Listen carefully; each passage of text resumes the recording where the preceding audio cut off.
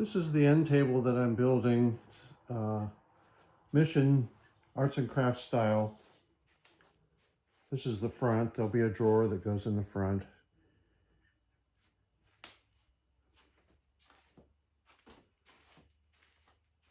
And in the back is where the power strip will go.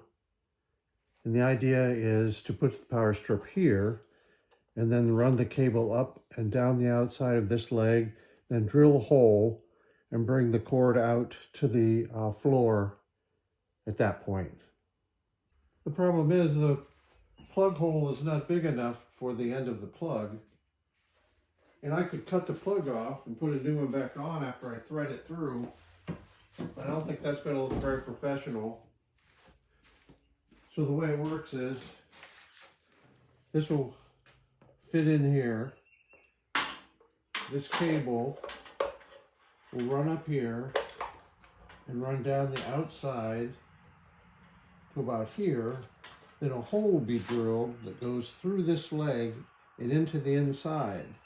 But the hole is not going to be big enough to accept this plug end.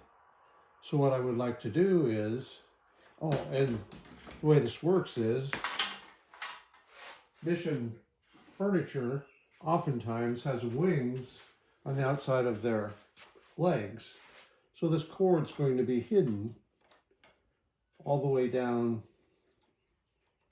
to the bottom, and then it will disappear in through this leg and come out the other side on the floor.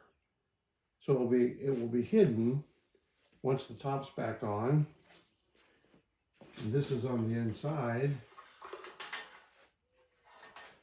But what I need to do is I need to take this cover off, and then I need to disconnect the wiring. I don't know how it's connected to the electronics in there. And then feed it through this hole up this side, over, and reconnect it.